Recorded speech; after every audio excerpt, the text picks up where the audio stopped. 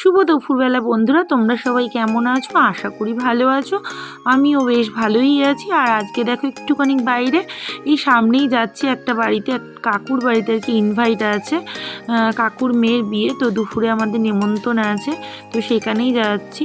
তো চলো যেতে। আমি একটু বাইরে গেছিলাম জাস্ট এই বিয়ের বাড়ি যাবো বলে কিছু কেনাকাটা করতে, আর ভ্রু প্লাক করতে গেছিলাম। আর ছেলেকে স্কুল থেকে আনলাম, আর স্কুল থেকে আসার সময় আবার চুল কাটিয়ে নিয়ে এসেছি। তো দেখো এই যে সামনে যে ফ্ল্যাটটা দেখা যাচ্ছে, ওই উপরে দেখো প্যান্ডেল হয়েছে। এখান থেকে খুব ভালো একটা দেখা যাচ্ছে না, প্যান্ডেলটা একটুখানি ভেতর দিকে হয়েছে বলে। তো ওই কাকু ওই ফ্ল্যাটেই থাকে। তো ওই টপ ফ্লোরে প্যান্ডেলটা হয়েছে, সেখানেই যাচ্ছি। সামনে দেখো একটা গেট হয়েছে। তো বিয়েটা কিন্তু এখানে না, বিয়েটা হবে কলকাতাতে। তো এখানে বাড়ির মধ্যে আগের দিন সবাইকে খাওয়া দাওয়া করাচ্ছে, কারণ যেদিন বিয়ে সেদিন আর টাইম হবে না। সেই কারণে আগের দিন দুপুরে, মানে পরের দিন দুপুরেটা আগের দিন সবাইকে খাওয়া দাওয়া এখানেই করতে বলেছিল। তো চলো যাওয়া যাক। তো দেখো এখন লিফটের জন্য একটু দাঁড়িয়ে গেছি। তো কাকু ফোন করেছিল ঢোকা মাত্রই যে একদম উপরে এসে খেয়ে নিয়ে তারপরে ওদের রুমে যেতে, কেন কি আমার ছেলেকে স্কুল থেকে আনতে আনতে অনেকটা বেলা হয়ে গেছে। তো যেতে যেতে প্রায় 3:30 বেজে গেছে। তো বেশি লোক আর খাবার ছিল না, যেই কারণে বললো ওপরে এসে খেয়ে নিয়ে তারপরে যেতে। তো চলো এখন ছাদের দিকে যাচ্ছি। সবাইকে দেখলে চেনা যায় যে আপনার শালী।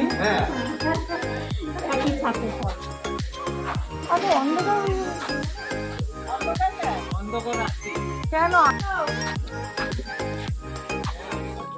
উনি এখন মেয়ের টেনশনে খাবে দাবে না, আবার এখন 4টার সময় রেডি হয়ে যেতে। তো দেখো সবারই মোটামুটি খাওয়া দাওয়া হয়ে গেছে, গুটি কয়েকজন বাকি ছিল, আর আমরাই কয়েকজন বাকি ছিলাম, কেন অনেকটা বেলা হয়ে গেছে। ওদের আবার আজকে মেহেন্দি সঙ্গীত এসব আছে। তো ওরা 4টার সময় আবার বেরিয়ে যাবে, তাই জন্য আমাদেরকে একটু তাড়াতাড়ি ডাকছিল খাবার জন্য। তো এখন খেতে বসে গেছি, তো খেয়ে নিয়ে আবার দেখা হচ্ছে। তো দেখো খাওয়া দাওয়া কমপ্লিট করে ছাদের বাইরে একটুখানি তোমাদের দৃশ্যটা দেখাচ্ছি। এই যেটা হচ্ছে মেন রোড। এর আগেও একবার পুজোতে এসেছিলাম, তখন একটু দেখেছিলাম ওদের ছাদটা থেকে বেশ মেন রোডটা দেখা যায় না, খুব ভালো লাগে দেখতে। আর এই পাশটাতে হচ্ছে দেখো খেলার একটা মাঠ আছে। আর এই দিক থেকেই আমার দিদির বাড়িটাও দেখা যাচ্ছে। ওই আকাশিকালের বাড়িটা দেখো, একটু জুম করে তোমাদেরকে দেখাচ্ছি। ওটা হচ্ছে আমার দিদির বাড়ি। ওই আকাশিকালের বাড়িটা দেখতে পাচ্ছ তো, ওটাই হচ্ছে আমার দিদির বাড়ি। একটু জুম করে দেখানোর চেষ্টা করছি, কিন্তু ভালো করে বোঝা যাচ্ছে না, জানি। তো যাই হোক, মানে এখানে ছাদে উঠলে সবারই বাড়ি দেখা যায়, আমাদের ফ্ল্যাটও দেখা যায় ওই দিক থেকে। তো চলো দেখতে থাকো তোমরা ভিডিওটা। ওই দেখো ওই দিক থেকে আমাদের বাড়ির সামনে যে ফ্ল্যাটটা, সবুজ ফ্ল্যাটটা, আমাদের ফ্ল্যাটটাও দেখা যাচ্ছিল। তো অনেকটা টাইম একটু ছাদে দাঁড়ালাম, ঘুরলাম। তো এখন যাব কাকুর ঘরে।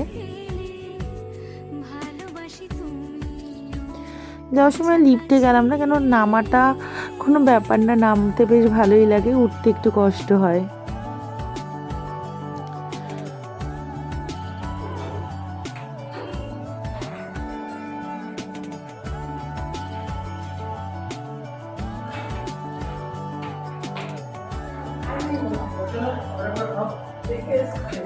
চলে যাচ্ছিস কেন? ঢুকবি না?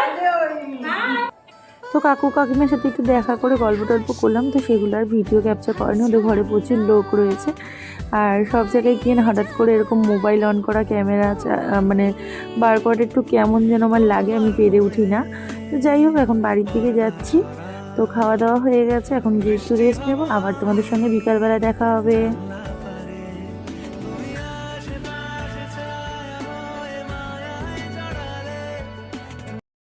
Good evening friends. তো দেখো একবারে বিকালবেলায় চলে এলাম।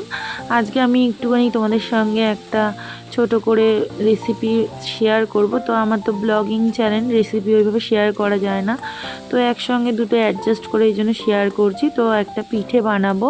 তো দেখো প্রথমেই নাড়ুটা কুড়িয়ে নিয়ে পাক দিয়ে নিচ্ছি। নাড়ু তো সবাই করতে জানো, তো এটা বেসিক জিনিস, সেজন্য আর এটাতে টাইম ওয়েস্ট করলাম না। তো দেখো নাড়ুটা আমার প্রায়, মানে পাকটা আমার প্রায় হয়ে এসেছে। আর আমি এর মধ্যে মিশিয়ে দেবো একটুখানি ওই বাদাম আর কিশমিশ বেটে রেখেছিলাম, সেটা একটু মিশিয়ে দেব। তো হোক এটা। আর এদিকে দেখো অতক্ষণে আমি চালের গুঁড়ো নিয়ে নিয়েছি। চালের গুঁড়ো প্রায় 2-2.5 কাপের মতো ছিল, অতটা মেজারমেন্ট করে দিইনি। তো আর একটু এখানে গরম জল করে নিয়েছি। তো এটা দিয়ে চালের গুঁড়োটাকে ভালো করে মেখে নেব। তো পুরো জলটা কিন্তু আমি একবারে দিইনি, একটু এরকম নেড়ে নেড়ে নিয়ে অল্প অল্প করে জল দিতে হবে। পুরো জলটা একবারে দিয়ে দিলে আবার পাতলা হয়ে যেতে পারে, ওই জন্য বারবার করে একটু নেড়ে নেড়ে নিয়ে জল দিচ্ছি। এবার এটাকে কিন্তু আমি গরম অবস্থাতেই নামিয়ে ফেলবো, মানে উষ্ণ উষ্ণ গরম থাকবে এরকম, নাহলে পরে কিন্তু মাখতে অসুবিধা হয়ে যাবে, ঠান্ডা হয়ে গেলে শক্ত হয়ে যাবে। সেই কারণে একটু উষ্ণ উষ্ণ গরম থাকতে থাকতেই কিন্তু ভালো করে ময়দা আটা মাখি যেরকম না রুটি করার জন্য, তো সেরকমভাবে চটকে নিতে হবে। আর এদিকে দেখো নারকেলের এটার মধ্যে আমি একটুখানি ওই বাদাম আর একটু কিশমিশ মিক্সড করে দিলাম, ওটা আগে একটু কুচিয়ে রেখে দিয়েছিলাম, সেটা তোমাদেরকে দেখানো হয়নি, তো এখন একটু দেখিয়ে দিচ্ছি। মিক্সড করে দিলাম। আর এদিকে আটাটাকে আমি ভালো করে মেখে না ভেজা ন্যাকড়া দিয়ে ঢাকা দিয়ে রেখেছি, কারণ কি নাহলে শক্ত হয়ে যাবে, ওই জন্য ভেজা ন্যাকড়া দিয়ে ঢাকা দিয়ে রেখেছি। এবার এখান থেকে একটা একটা করে লেচি কেটে কেটে বলের মতো করে করে রেখে দেব। তো বলের মতো করে দেখো কয়েকটা করে নিয়েছি একবারে। এবার এরকম হাতের মধ্যে করে গোল গোল করে নিচ্ছি, নিয়ে এটাকে চ্যাপটা করব, করে এর মধ্যে পুর ভরবো। তো দেখো কটা আর কি একবারে গোল গোল করেই নিলাম, নিয়ে এবার তোমরা চাইলে হাতে তেল মেখেও করতে পারো, আমি এমনি শুকনো হাতেই করে নিয়েছি। এই দেখো এইভাবে ফাটিয়ে নিয়ে মানে এটাকে এরকম লুচির মতো করে নিয়ে দেখো চারিদিকে একটু ফেটে যাচ্ছে, তাতে কোনো অসুবিধা হবে না। যেই গরম ধুতে দেবে না এমনি শক্ত হয়ে যাবে, আর বেশি শক্ত করে মাখলে তাহলে কিন্তু আবার দুধে দিলে পরে আরও বেশি শক্ত হয়ে যাবে। তো দুরকম একটু শেপ আমি তোমাদেরকে দেখিয়ে দেবো। এটা তো এটাই আমরা সাধারণত করে থাকি ওরকম। তো এটাকে আমি একটু গোল করে নিচ্ছি, তারপরে আমি আবার চ্যাপ্টাটা চ্যাপ্টার ডিজাইনটা আমি একটু তোমাদেরকে দেখিয়ে দেব। বেশিরভাগটাই গোল করব। তো আমি একজনের ভিডিওতে গোলগুলো করা দেখেছিলাম, তো খুব ভালো লাগছিলো, যেই কারণে আমি এই গোল শেপটা আর কি করলাম।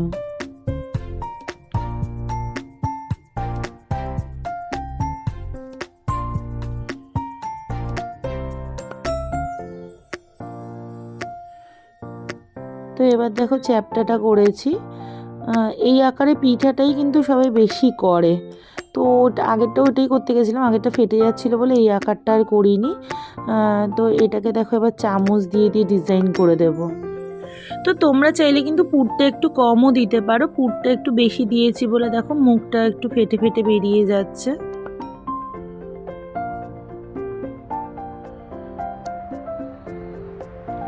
তো আরেকটা ডেমো তোমাদেরকে একটু দেখিয়ে দিচ্ছি। ওটার ডিজাইনটা মানে ভালো হয়নি অত একটা, সেই জন্য আরেকটা একটু ডেমো তোমাদেরকে দেখিয়ে দিচ্ছি। এক একটা না ফেটে যাচ্ছে করতে গেলে পরে। তো দেখো এটা ভালোই হবে, কারণ এটা অত একটা ফাটেনি। আর চামচ দিয়ে এভাবে ডিজাইনটা কিন্তু করে নেওয়াটাও খুব সহজ। অনেকে হাতে মুড়ে মুড়েও করো, তার থেকে আমি মনে করি এটা এইভাবে করে নেওয়াই সহজ। তো দেখো আমার এইভাবে সবগুলো হয়ে গেছে, কতগুলো রসগোল্লার মতো করেছি আর কতগুলো এরকম করেছি। তো দুরকম পিঠাই হলো। আর এখানে দেখো আমি দুধ জাল দিতেও বসিয়ে দিয়েছি, প্রায় 1 লিটার দুধ দিয়েছিলাম, তার মধ্যে দুধটাকে শুকিয়ে আমি ওই 650-700 মতো করে নেব। আর এর মধ্যে পাটালি গুঁড়ো কিন্তু অ্যাড করে দিয়েছি, অ্যাড করে দিয়েই কিন্তু দুধটা ফুটাচ্ছিলাম। আর একটু সামান্য নুন দিয়েছি, তো সেটা যে কারণবশতই হোক স্কিপ হয়ে গেছে, তো সেই জন্য এক্সট্রিমলি সরি বন্ধুরা। আর এদিকে দেখো একটা একটা করে আমি সব পিঠেগুলো দিয়ে দিচ্ছি। সব পিঠে দেওয়া হয়ে গেলে আমি এটাকে মিনিমাম 12 থেকে 15 মিনিট ফুটাবো, জোর আজেই ফুটাবো। আস্তে বেশি দিলে পরে দুধটা টানতে অনেকটা টাইম লেগে যাবে, আর বেশিক্ষণ রাখলে কিন্তু পিঠেগুলো শক্ত হয়ে যাবে। তো দেখো পিঠেটা দেওয়ার পরে কিন্তু দুধের কালারটা অন্যরকম একটু চেঞ্জ হয়ে গেছে, আর পিঠেগুলো একটু তেল তেলে ভাব চলে এসেছে। যখন হয়ে যায় তখন একটু পিছলে পিছলা ভাব হয়েই আসে। তো আমার কিন্তু পিঠেটা প্রায় হয়েই এসেছে, তোমরা বলতেই পারো। তো আর 2-3 মিনিট রেখে আমি নামিয়ে ফেলবো। আর এক একটা বল দেখো 10 টাকার রসগোল্লা মনে। তো দেখো আমার পিঠা একদম রেডি সার্ভ করার জন্য। ওপর দিয়ে একটু গার্নিশ করে দিয়েছি চেরি দিয়ে। তো তোমরা কিন্তু অবশ্যই কমেন্টস করে জানিও কমেন্ট বক্সে যে কেমন হয়েছে আজকে আমার পিঠেগুলো, একদম রসগোল্লার মতো দেখতে লাগছে। তো চলো আজকের জন্য এইটুকানি কি থাকুক। টাটা বাই বাই, আবার দেখা হবে নেক্সট ব্লগে। তো ততক্ষণ তোমরা সবাই ভালো থেকো, সুস্থ থেকো। Good night.